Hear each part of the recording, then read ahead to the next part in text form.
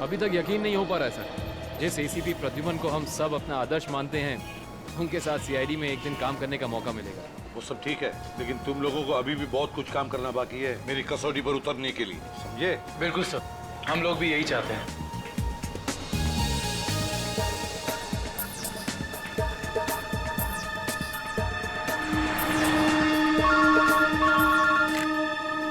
Hello, ACP Pradyuman या लाश कहां पर?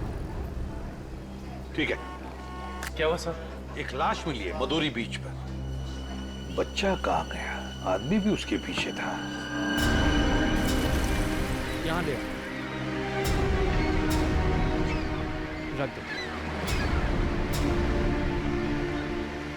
सर कटी लाश,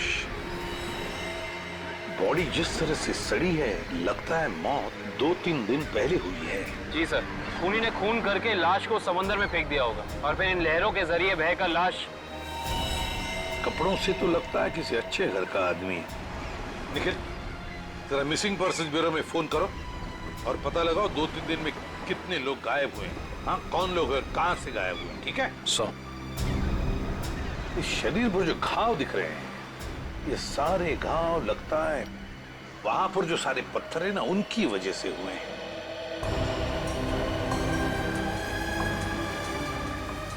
अरे जरा इधर आओ। हाँ साहब। एक बात बताओ, क्या यहाँ कोई ऊंचाई वाली जगह है जहां पर उस तरह के पत्थर हों? हाँ साहब, है ना।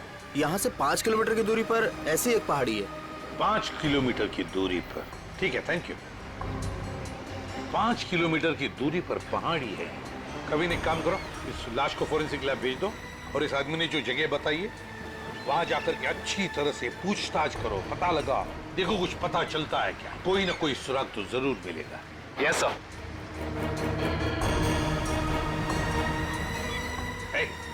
तुम? मैं साहब? हाँ तुम, जरा आज दोपहर को तुम ही थे ना सिपेंडाइन होटल के बाहर? नहीं तो साहब। नहीं क्या? एक स्कूल जाने वाले बच्चे के पीछे लगे थे तुम?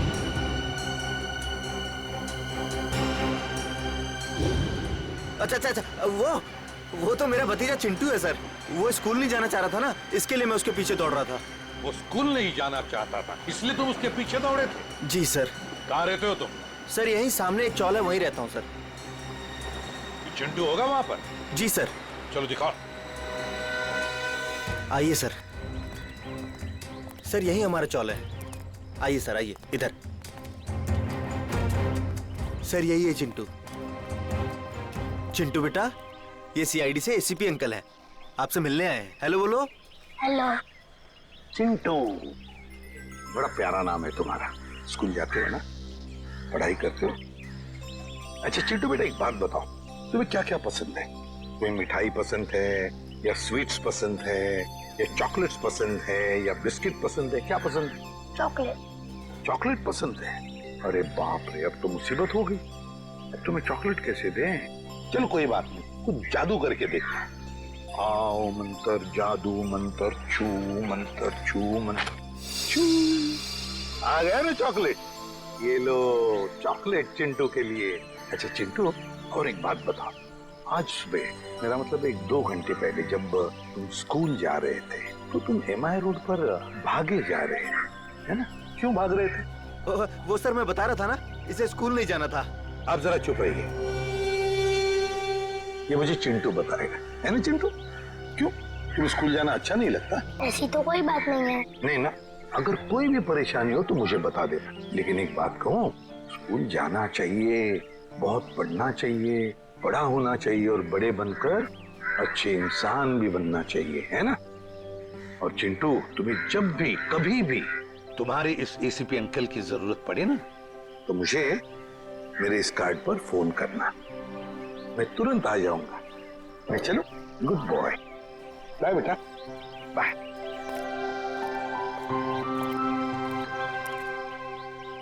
बाय चिंटू। ये चिंटू कुछ ना कुछ तो छुपा रहा है, कुछ ना कुछ तो गड़बड़ जरूर है।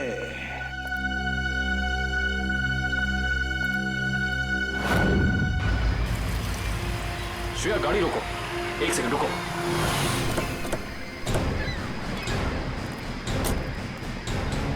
ये देखो, यहाँ पेड़ के नीचे खरोचों के निशान हैं। और ये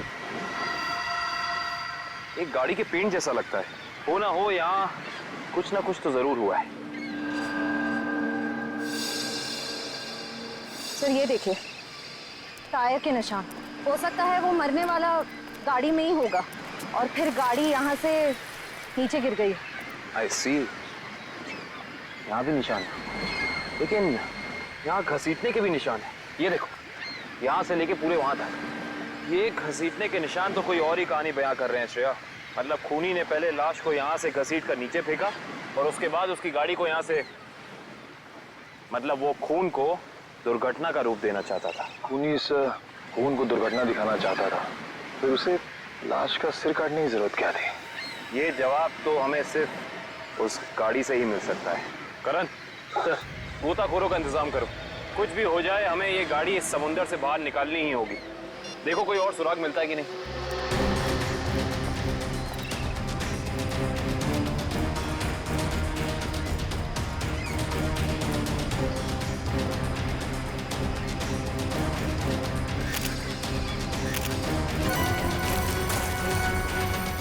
सर, आने के सर, वहाँ उस झाड़ी में ये जूता मिला सर। जूता यहाँ पे? ये जूता बहुत महंगा लगता है। सर हो सकता है मरने वाले का हो। सही कह रही हो श्रेया। मतलब जब खूनी लाश को घसीट के नीचे फेंक रहा था, तब यहाँ पेड़ों से अटक के ये जूता यहीं रह गया। सर, खूनी ने पूरी की पूरी लाश यहाँ नीचे फेंक दी, उसके बाद एक पूरी की पूरी गाड़ी को भी यहाँ से धकेल दिया। वो ऐसा तो हो नहीं सकता कि किसी ने देखा या सुना ना हो। सही कह रहे हो, पर यहाँ सुना हो, वो देखो चाय वाला, हो सकता है उसने कुछ सुना या देखा। चेक करते हैं।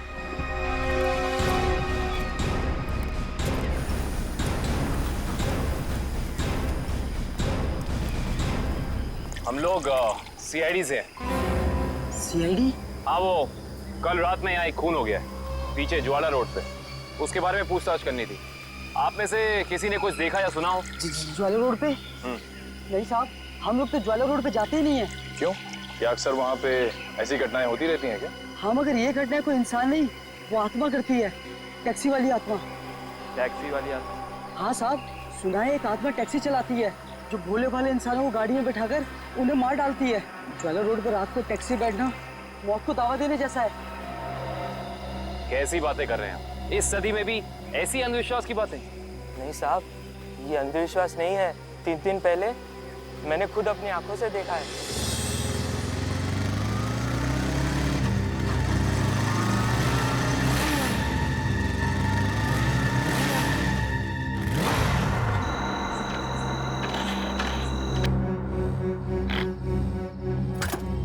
अभी तो पेट्रोल भरवाया था, ये क्या हो गया?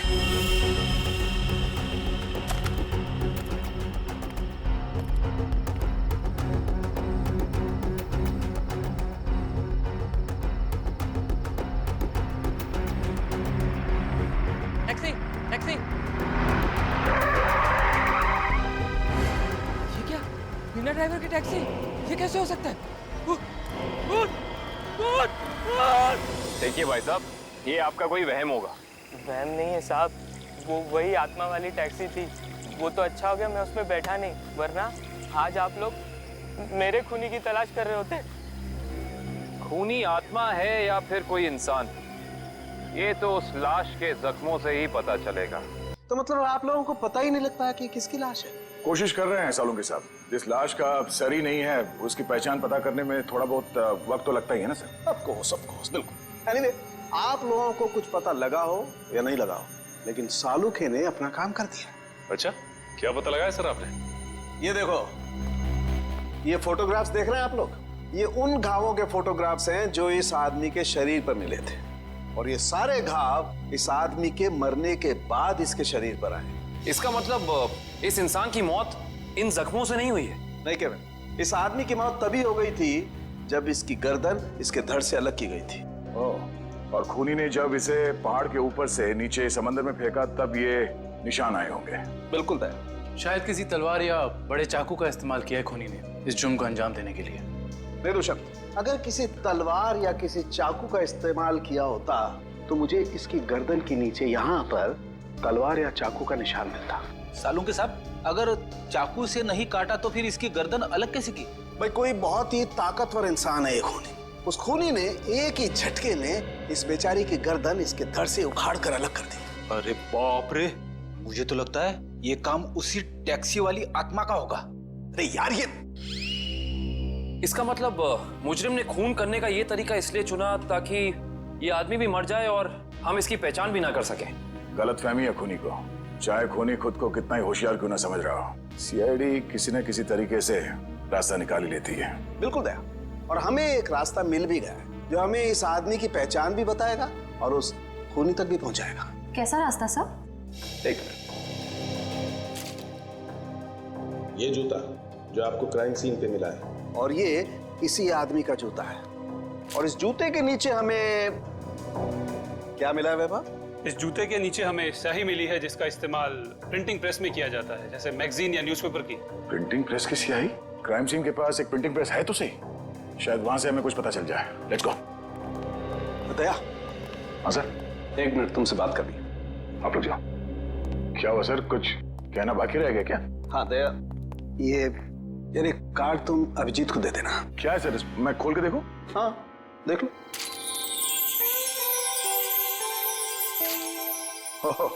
सॉरी का कार्ड?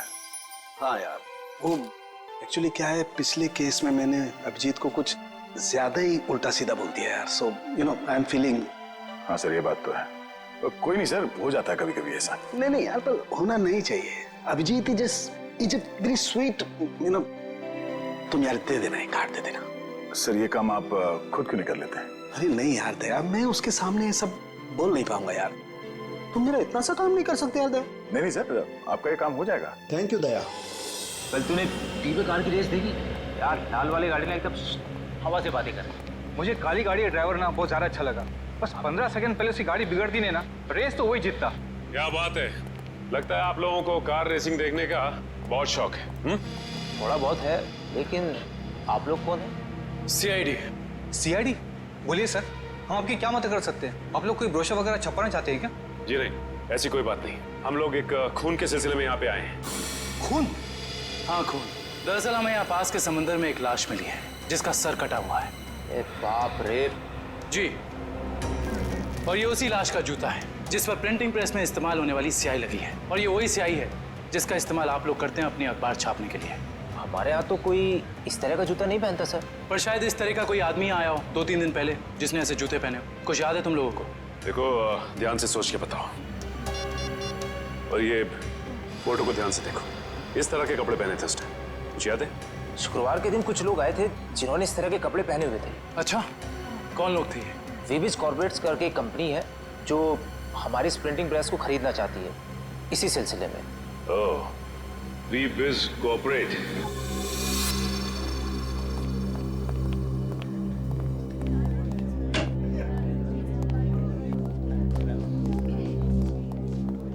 ये कहिए। हम लोग सीआईडी से।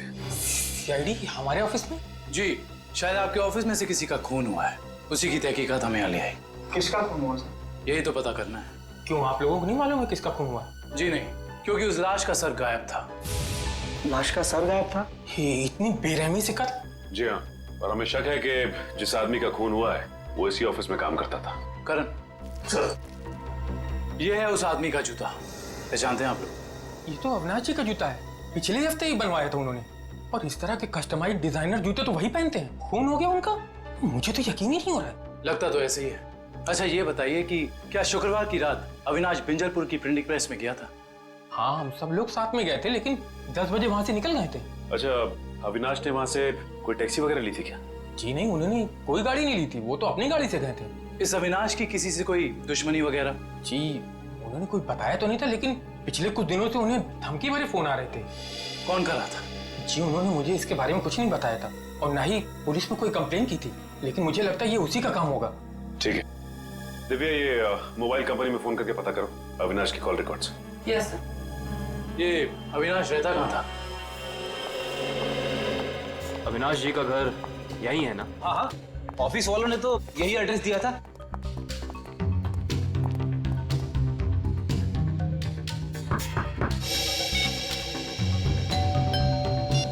घर में कोई नहीं है क्या?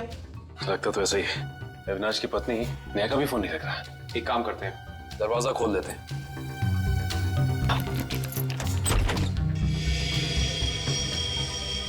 वाकई घर में कोई नहीं है। कहीं ऐसा तो नहीं कि किसी ने नेहा जी को भी? चोर चोर कोई है, पुलिस को फोन करो। रिलैक्स मैडम,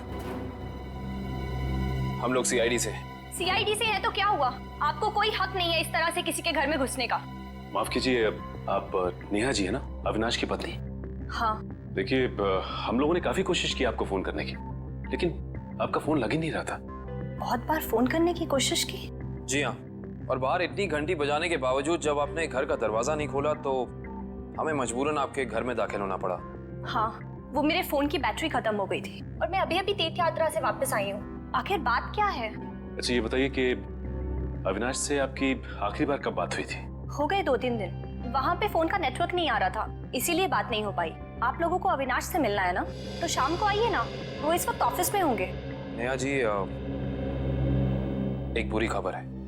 आपके पति अविनाश जी अब इस दुनिया में नहीं रहे। क्या? अविनाश, ये सब क्या हो गया? नेहा जी प्लीज संभालिए अपने आप को, प्लीज संभालिए।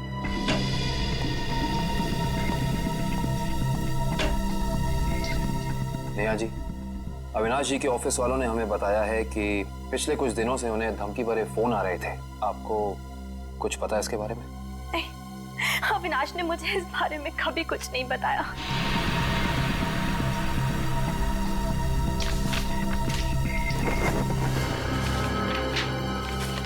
Sir,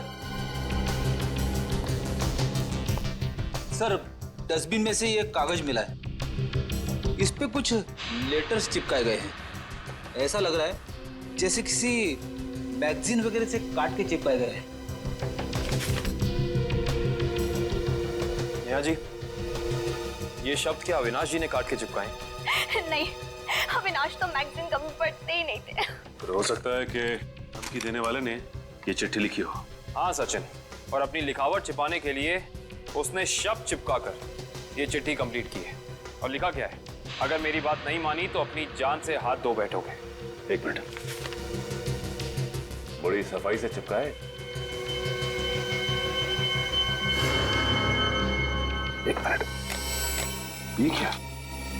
JLT magazine? मतलब ये जेएलटी मैगजीन से काटा गया है? जेएलटी मैगजीन, ये नाम मैंने कहीं देखा है, पर मुझे याद नहीं आ रहा कहाँ। याद करो काविन, कहाँ पे देखा है? कहीं अविनाश जी के ऑफिस में तो नहीं, वहां नहीं, कहीं। हाँ याद आया, ये मैगजीन मैंने वीरेन के पास देखी थी, उसकी प्रिंटिंग प्रेस में। लेकिन वीरेन की अविनाश जी से क्या दुश्मनी हो सकती है? रेडी, अविनाश की कंपनी वो प्रिंटिंग प्रेस खरीद रही थी, तो हो सकता है प्रिंटिंग प्रेस के मजदूरों को लगा हो कि उनकी नौकरी खतरे में है। और जैसे ही अविनाश जी प्रिंटिंग प्रेस से बाहर निकले, वीरेन ने उन्हें, ओह आई सी, इस वीरेन से दोबारा मिलना पड़ेगा।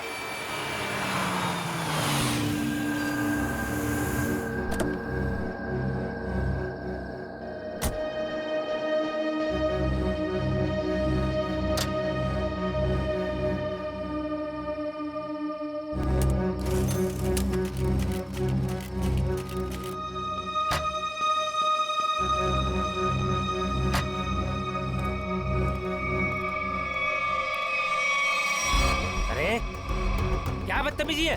चेहरे पे लाइट क्यों मार रहा है?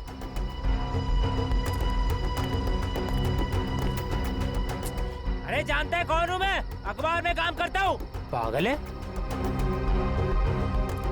रात को भी यार आदमी। लगता है ऐसे नहीं मानेगा तू। आज घर मार खा के जाने का इरादा लेके आया तू। तेरी तो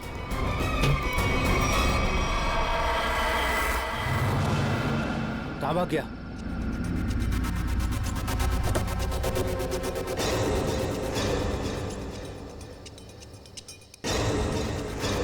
कहाँ भाग गया?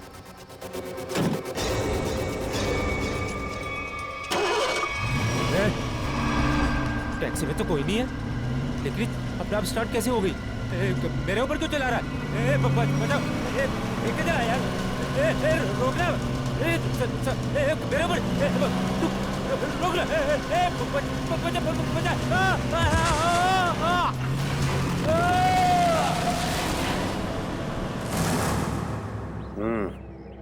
एक और खून। लगता है कोई गाड़ी बड़ी तेजी से इसके शरीर के ऊपर से गई है। शरीर के इस हिस्से को और इस हिस्से को बुरी तरह से कुचल दिया है। बड़ी बेरहमी से मारा है। सर, अब तक तो हम ये सोच रहे थे कि अविनाश के खून में वीरेन का हाथ है, पर अब किसी ने वीरेन को ही मार दिया। हाँ श्रेया, अविनाश और वीरेन की मौत के बीच में कोई ना कोई समझ जरूर है। मगर सर, किसी और गाड़ी से कोई खून क्यों करेगा? क्या मतलब है तुम्हारा? सर, मैं ये कहना चाहता हूँ कि मुझे लगता है कि ये खून आत्मा वाली टैक्सी नहीं किया है सर। फिर वही आत्मा। पंकज जी, आत्मा वात्मा कुछ नहीं होती, समझे? सर, ये मैं नहीं कह रहा हूँ सर। सर, आपको याद है ना उस आदमी ने क्या कहा था? सुना है एक आत्मा टैक्सी चलाती है जो भोले भाले इंसानों को गाड़ी में बैठाकर उन्हें मार डालती है। ज्वाला रोड पर रात को टैक्सी बैठना मौत को दावा देने जैसा है। इसका एक्सीडेंट किसी टैक्सी से हुआ या फिर किसी गाड़ी से, इसका पता तो इस एटीएम पे लगे हुए कैमरे से ही चलेगा। एक काम करो करण, दिव्या, जरा फुटेज निकालो, तब तक हम लोग गाड़ी चेक कर लेते हैं।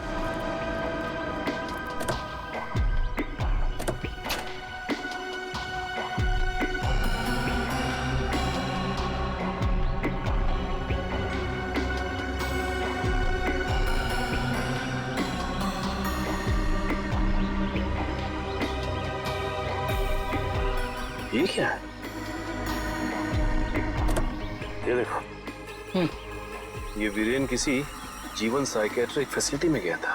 हो सकता है वीरेन वहाँ किसी साइकेट्रिस्ट से काउंसलिंग वगैरह करवा रहा हो। हो सकता है। Sir, CCTV footage.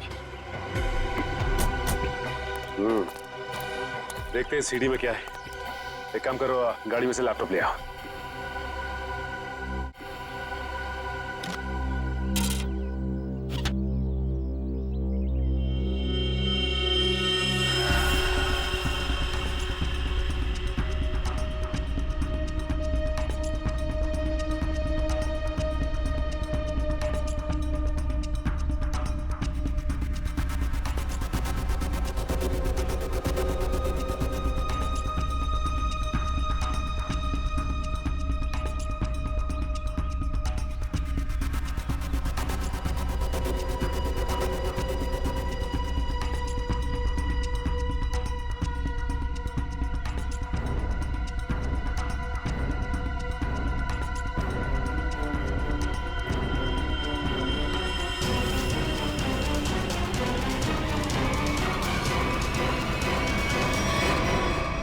सर, देख लिया आप लोगों ने?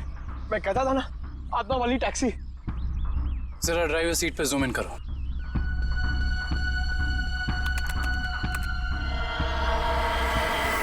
ओह माय गॉड, ये नहीं हो सकता। ड्राइविंग सीट पे तो कोई है ही नहीं। सर, अब तो आप लोगों को सबूत मिल गया है कि आत्माएं होती हैं। पंकज, ना तो आत्माएं होती हैं और ना ही कोई दूसरी दुनिया। ये कुछ और ही है, कुछ और ही।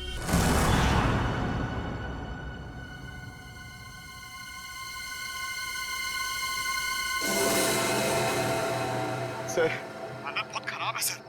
सर, अगर आज मुझे कुछ हो गया ना, तो मेरी माँ को एक मेरा आखिरी संदेशा दे दीजिएगा। क्या? सर, उनसे कहिएगा कि जो वो इतने प्यार से मोतीचूर के लड्डू बनाती है ना, वो ना बनाए, क्योंकि उन्हें प्यार से खाने वाला उनका लाल शहीद हो चुका है सर। अरे तो इसमें आंटी जी के लड्डुओं पर रोक लगाने की क्या जरूरत है? हम लोग हैं ना, खा लेंगे तुम्हारा नाम लेकर। क्या मतलब सर, आप जानते हैं कि ये मेरी आखिरी रात है? अरे पंकज, ऐसा कुछ नहीं होने वाला। सिर्फ एक बार ये केस सॉल्व हो जाए तो हम सब आएंगे तुम्हारे साथ, तुम्हारे घर, और तुम्हारी मम्मी के हाथ से बने लड्डू हम सब मिलकर खाएंगे। ठीक है ना? ठीक है सर।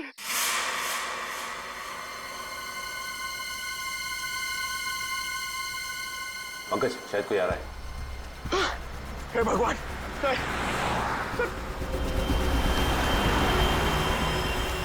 सर, सर, टैक्सी नहीं थी सर।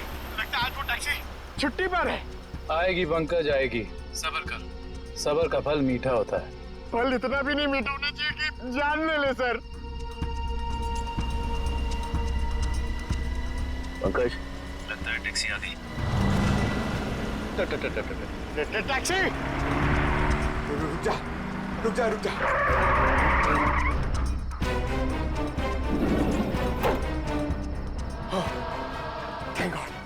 इस टैक्सी में ड्राइवर है। चलो भैया।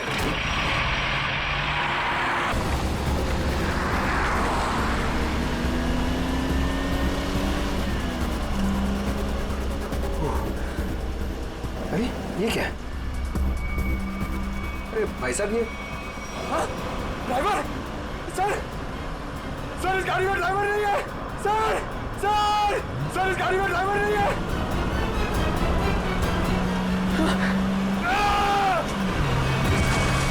अरे ये पंकज टैक्सी से घुस गया। ओह माय गॉड, इसे चोट ना लग गई।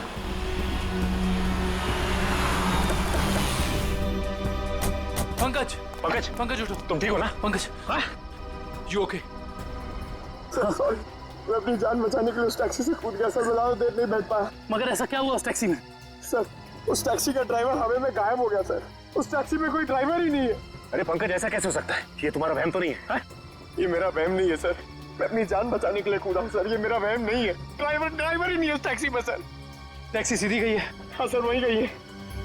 टैक्सी सीधी गई है तो फिर कोई टेंशन नहीं, हमारे साथ ही उस तरफ है। अब तक तो टैक्सी वाला पकड़ा भी गया होगा। It's okay. फ्रेडी और श्रेयत, मैंने तुम्हें कहा था कि निकल्स पॉइंट पे रुको, तुम लोग यहाँ चले आए। ये वहाँ कोई टैक्सी आई क्या? नहीं तो वहाँ पे तो कोई टैक्सी नहीं आई। ऐसा कैसे हो सकता है? ये सड़क तो बिल्कुल सीधी है, ना कोई राइट ना कोई लेफ्ट, तो फिर टैक्सी गायब कहाँ हो सकती है? सर हम पिछले 3 घंटों से वहीं इंतजार कर रहे हैं, वहाँ कोई टैक्सी नहीं आई। सर कहीं उस ड्राइवर की तरह वो टैक्सी भी तो गायब नहीं हुई? नहीं पंकज नहीं, ना ही ड्राइवर गायब हुआ है और ना ही कोई टैक्सी। ये जरूर कुछ और ही चक्कर है, हम लोगों की आंख में धूल झोंकने का चक्कर। सर कहीं ऐसा तो नहीं कि उस टैक्सी वाले ने टैक्सी कहीं छुपा दी हो?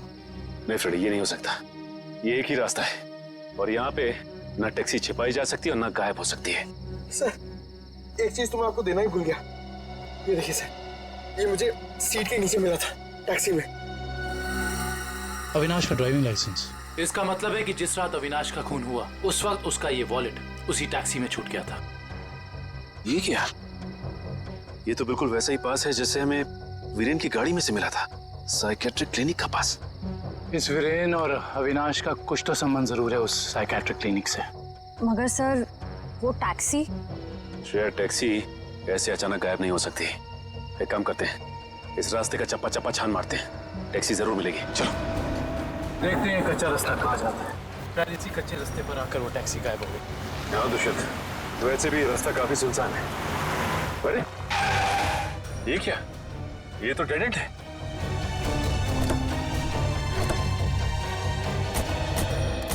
अगर टैक्सी यहाँ से गई भी होगी तो यहाँ से आगे नहीं जा सकती।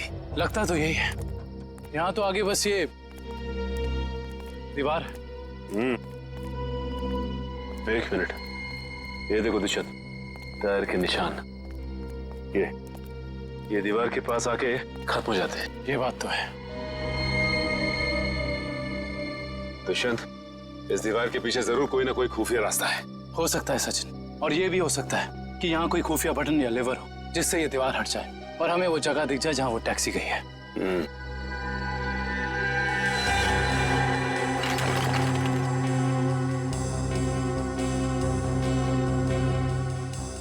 यहाँ तो कोई भी ऐसी जगह नहीं है जहाँ पे लिवर या फिर कोई बटन लगा हो।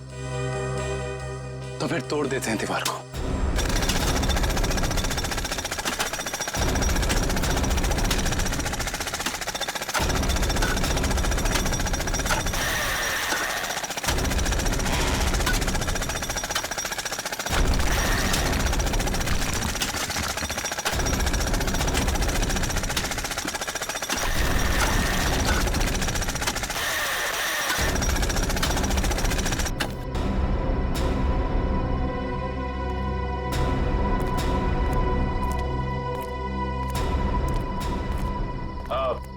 तुम लोग जा सकते हो। Thank you.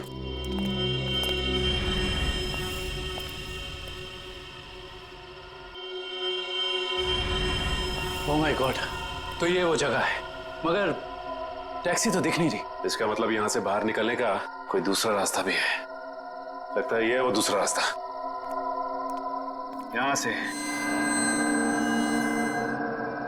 बहुत प्लानिंग के साथ किए जा रहे हैं ये काम, और इसी प्लानिंग की कोई ना कोई कड़ी हमें यहाँ जरूर मिलेगी।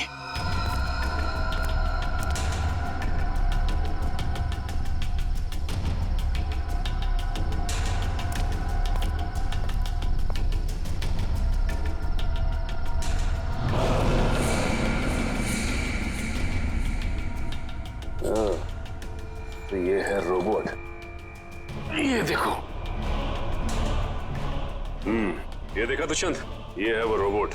लगता है उस आत्मा वाली टैक्सी का ड्राइवर यही है, रिमोट से चलने वाला। हाँ सचिन, और इसी रोबोट के बाजू का इस्तेमाल किया गया होगा अविनाश के सर को उसके शरीर से अलग करने में। एक मिनट, हाँ, इसके हाथ पे यहाँ पे खून भी लगा हुआ है। अब इससे पहले कि ये खूनी अपना अगला मर्डर प्लान करे, पकड़ना होगा उसे। दोनों की मौत हो गई है।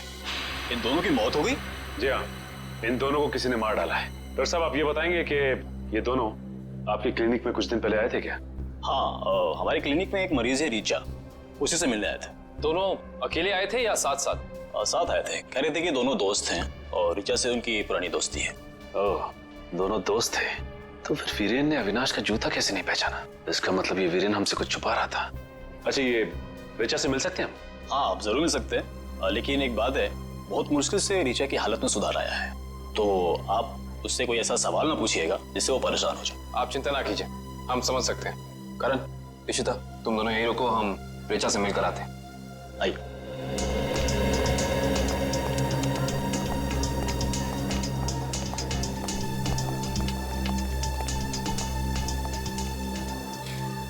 रीचा, रीचा देखो तुमसे कौन मिलने आया है। हेलो रीचा, मेरा नाम काविन है, ये सचिन है और ये फ्रेडी। हम तीनों सीआईडी के लिए काम करते हैं। सीआईडी? जी हाँ ऋचा जी, इन फोटोज को ध्यान से देखिए। इन्हें पहचानती हैं? ये आपके दोस्त अश्विन और ये वीरेन। वो ये दोनों कुछ दिन पहले आपसे मिलने आए थे ना? नहीं। देखिए ऑफिसर, मुझे नहीं लगता है कि रीचा आपके सवालों का जवाब दे पाएगी। प्लीज डॉक्टर, खूनी तक पहुंचने के लिए हमारा रीचा जी से बात करना बहुत जरूरी है। खूनी? हाँ रीचा, खूनी। तुम्हारे इन दोनों दोस्तों का खून हो गया है, इसके बारे में कुछ बता सकती हो हमें?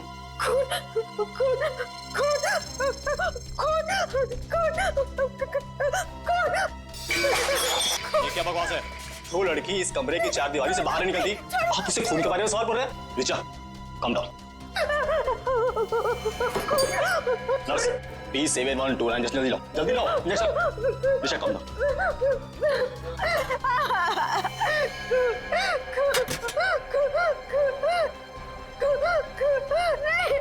छोड़ो, छोड़ो मुझे।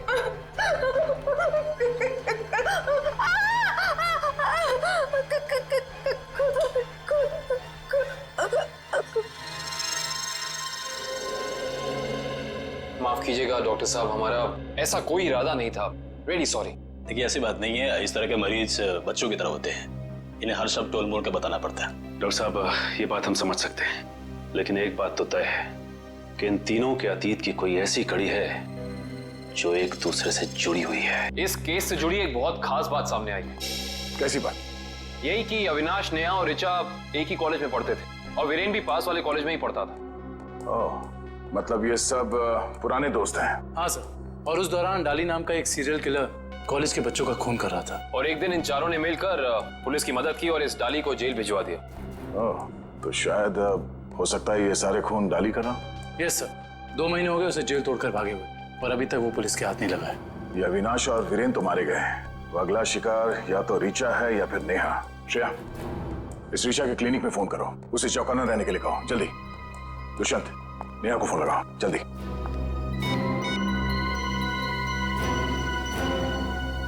नहीं सर, नेहा फोन नहीं उठा रही।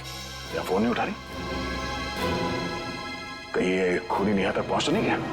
देखिए, आपको कुछ गलतफहमी हुई है, मुझे छोड़ दीजिए। देखिए मुझे मत मारिए, मैंने आपका क्या बिगाड़ा है? क्या बिगाड़ा है? मेरे पति का खून कर दिया, मुझे विधवा बना दिया और पूछते हो कि क्या बिगाड़ा है? देखिए, मैं ऐसा क्यों करूंगा भला? ज्यादा भोले बनने की कोशिश मत करो, मैं सब जानती हूँ। तुम अपने पापा की मौत का बदला लेने के लिए आत्मा बनने का ड्रामा कर रहे हो। इसका मतलब मेरे पापा को तुम लोगों ने मारा है? हाँ, और अब तुम भी अपनी आखिरी सांसें यही लोगे। चलो बाप बेटे का मिलन करवा दूं। मिलन तो अब तुम्हारा होगा। आप नेहा जी है ना, अविनाश की पत्नी? हाँ। जेल की सलाखों और फांसी के फंदे के साथ। सीआईडी, हाँ आप लोग यहाँ? हाँ, हम यहाँ। बोलो से। सर मुझे बचा लीजिए सर, ये मुझे मार डालेगी। डरो मत, कुछ नहीं होगा, हम लोग कुछ नहीं कर पाएंगे।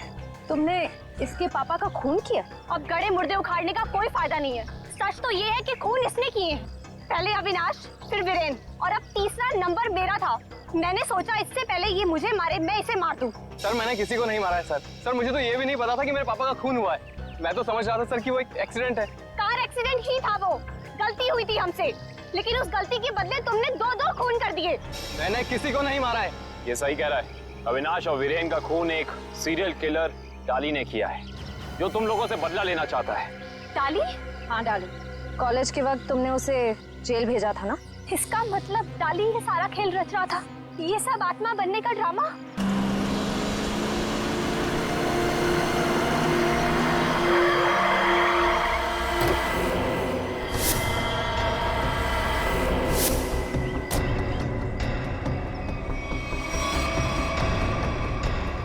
पापा आप, ये कैसे हो सकता है? वो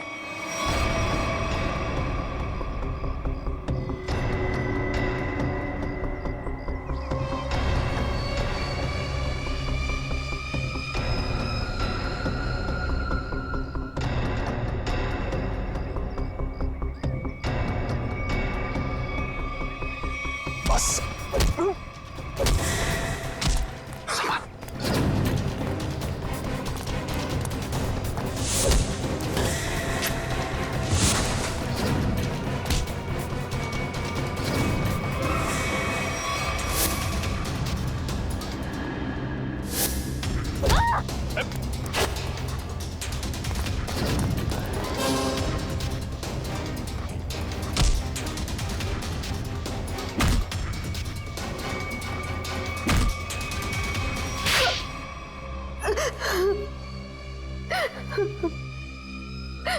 क्यों किया तुमने ये सब? हाँ? सर 4 साल पहले हमारे ग्रेजुएशन पार्टी की रात अविनाश ने बहुत शराब पी रखी थी। मेरे लाख मना करने के बाद भी वो नहीं माना, लेकिन फिर भी उसने जिद की कि वो ड्राइवर सीट पर बैठेगा, और वो बैठ गया। उसके बाद जो हुआ, उस हादसे ने मेरी जिंदगी को झंझोड़ कर रख दिया।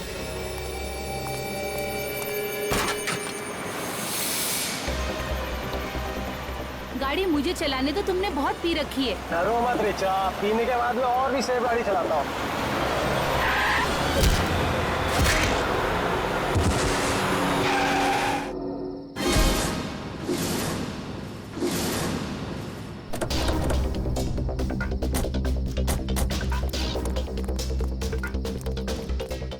ओह माय गॉड, ये क्या किया तूने? ये कैसे हुआ? ये तो मर गया।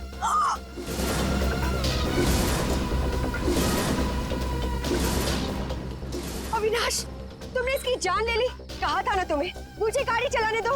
रिचा प्लीज, मैंने इसे जानबूझ के नहीं मारा है। प्लीज अपनी गलती पर पर्दा डालने की कोशिश मत करो। हमें पुलिस को बुलाना होगा। तुम्हारा दिमाग खराब हो गया? अगर पुलिस आई तो हम सबके सब अंदर जाएंगे। सब क्यों जाएंगे?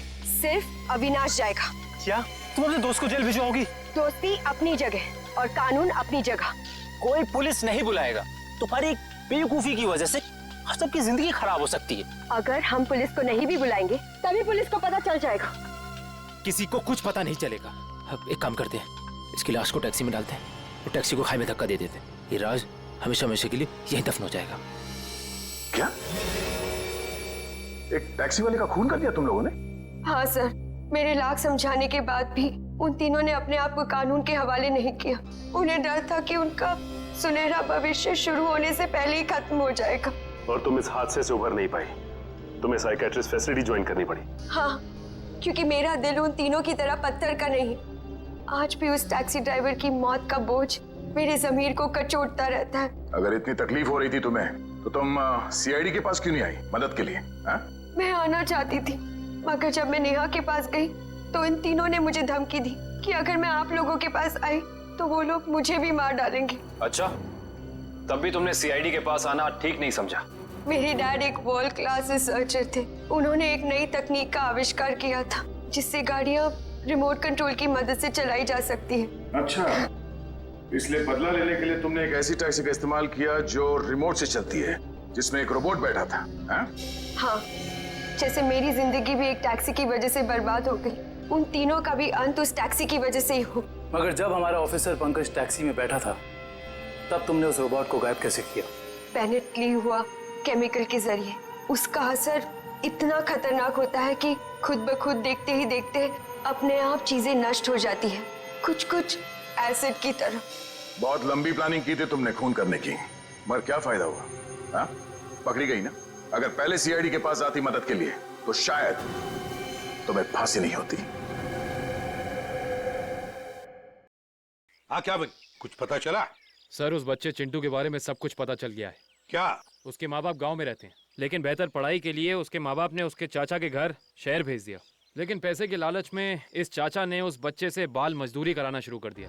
चाचा चिंटू से बाल मजदूरी करवाता है?